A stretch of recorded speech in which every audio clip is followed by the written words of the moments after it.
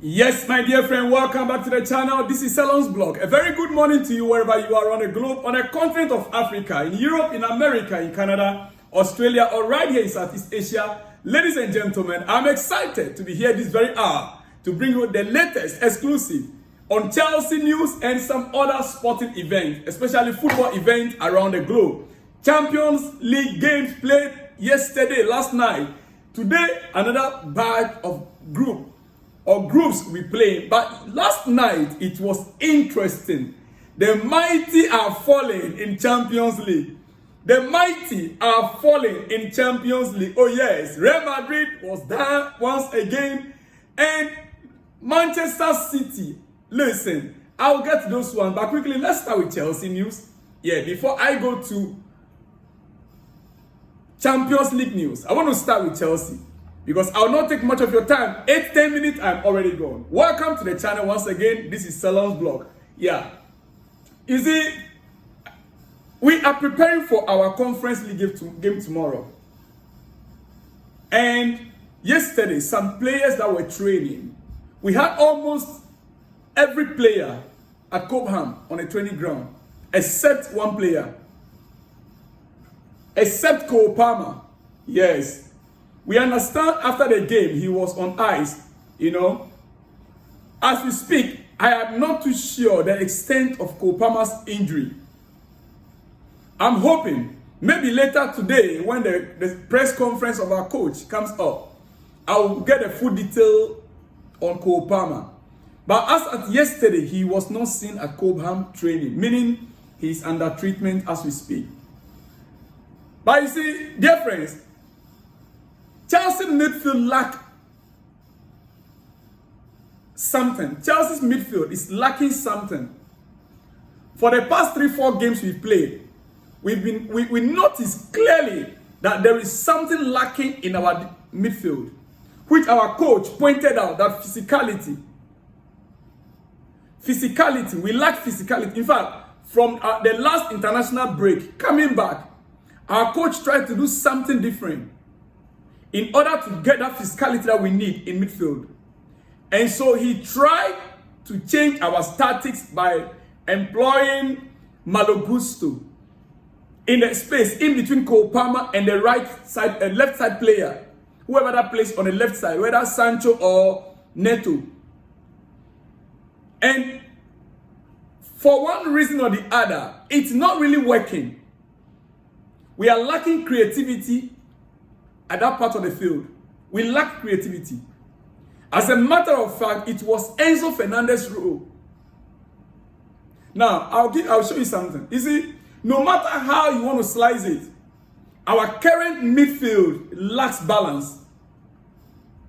Our current midfield lacks balance. It doesn't matter who you pair with who. It doesn't matter who you pair with who. Because when I look at the fact that we dropped Enzo Fernández from the Premier League squad and we brought in Malo Gusto to play in between, the space in the pocket, no matter how you want to look at it, our midfield lacks balance. It doesn't matter who you pair who with. It lacks something important you wouldn't want from a pivot in the Premier League. Lavia Casado is our best pivot when we want to play end-to-end games. But it still lacks a lot of defensive work. Overall, it's clear to me that our team is a team that should aim to defend with... Our team is a team that should aim to defend with the ball as the season progresses. We should be in the position to be defending with the ball as the season progresses. Means that we will have to possess the ball the more. If we want to defend very well, Chelsea must possess the ball the more. But it still lacks a lot defensively. We lack a lot defensively. So if we really want to defend well, then we must end up possessing the ball a lot more than we are doing now. Overall, it is clear to me that our team is a team that should aim to defend that way. Teams will eventually sit back more against us anyway if we do that. Yes, if we possess the ball, the more teams will eventually sit back against us. But you see, we absolutely need to improve quickly as a team with our temperament on the ball and understanding of how to break down low blocks. Otherwise, we cannot go through it, we cannot go far. It's simply the best way to defend with our team because our midfield right now, looking at it, we lack balance. 65% plus possession in games, boring passes that forces the opposition to run and tire out. That is what we need to be doing. Pinning the opposition back and sustaining pressure, relying more on our zonal defense, etc. That is the only way up. We have to possess the ball more, making sure that our opponent, they will keep running and get tired. You see, how we evolve throughout the season will certainly be interesting. The season has just begun. As you can see this gentleman on your screen, Lavia, Enzo Fernández, and Caicedo. Yet we don't have the best out of it. And by the way, let me remind you, see, I think I have it somewhere. Enzo in the squad will score more goals than Enzo without the squad in the Premier League. When we start defending with the ball, certain players who seems out of the team will suddenly become extremely important once again as well. You know that? Yeah. Whenever we start defending more with the ball, certain players who seems out of the team will become extremely important once again as well. For instance, Enzo, Felix, Nkuku, Kanechukwu, and Tosin. There's a long season ahead. It's really just starting. And so we are asking a lot of questions ahead of time. We are asking a lot of questions ahead of time. Maybe we are too fast ahead of ourselves, Chelsea fans. Maybe we are just too fast ahead of us. Because when I analyze our midfield, Enzo Fernández, Moise Caicedo, Romeo Lavia, no matter how you pair them in that pivotal area, no matter how you pair them, Chelsea lack balance. Unless you want to play the three. Then, if you play the three like we did against our first game of the season, Manchester City, right? Even that we lost that game, since then our head coach never used all three. But I would have preferred Enzo playing that deep 8 or 10 again against Arsenal. Let's see what will happen. Because the final third delivery is very important. Malo Gusto is not delivering as expected. Malo Gusto is not delivering. And we know Caicedo and Romeo Lavia, they bring in physicality. I mean, they play hard ball, direct ball. There is no creativity. There is no balls from them to the final third as expected. Dear friends, like I said, it is our breakfast. I will not say much. But quickly, before I go this morning, before I let you go this morning, Chelsea with Enzo Fernández, 15 goals. Chelsea without Enzo Fernández, 4 goals. Is it the missing piece in our midfield? Is he the missing piece in our midfield? Just check it by yourself.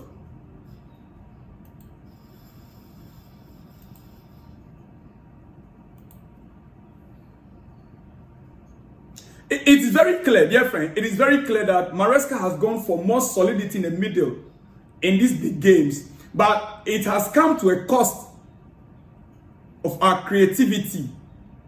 Because we have one less attacking player playing. Solidity, creativity. We have one less attacking player playing. We've gotten 2 solid players to bring solidity in the midfield. But we are lacking one more attacking play. Funny enough, we still seem to have lost to XG in all 3 consecutive games. All 3 consecutive games, Enzo hasn't played since then. We lost our XG. In all the 3 games, we haven't played Enzo Fernández. In all 3 games.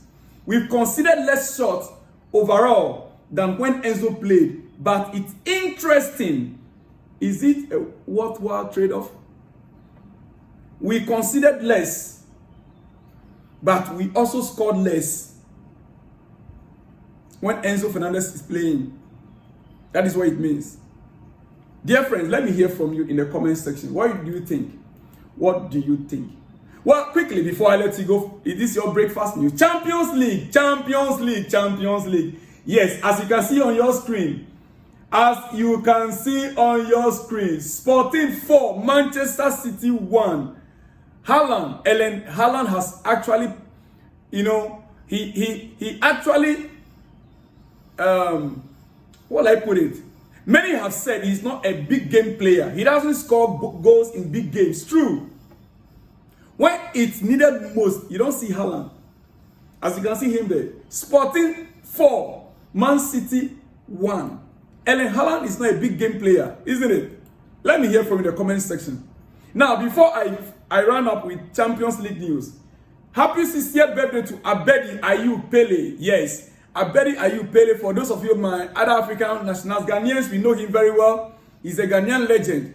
He is a Ghanaian legend. Abedi Pele, happy 60th birthday to you. In fact, belated birthday. Yes, Abedi Pele. He is the father of Jordan Ayew of Crystal Palace. Now, I think with Nottingham Forest, right? And Andrew Ayew. The day Andrew Ayew, Jordan Ayew. Yes, he gave birth to those two young men playing international football for over 20 years, representing Ghana and playing in Europe. The day Ayew and Jordan Ayew, their father is 60 years old. And he was a great footballer. Abedi Pele was a great footballer, great player on the African continent. 3 times African Footballer of the Year. 1 AFCON won, 1 AFCON Golden Ball won, 1 UEFA Champions League won under Marseille. Yes, the last time Marseille won Champions League, he was their number 10. Yes, 1 time UEFA Champions League won, 3 times League 1. 3 times League 1 champion, and then 1 UEFA PL. I'm not too sure which one is that one. So you could see he won a lot during his playing career. He is a legend. He is a maestro. He is the one they call the maestro of football on the African continent. As you can see him right there. Yeah, that's the father of the day Ayew and Jordan Ayew.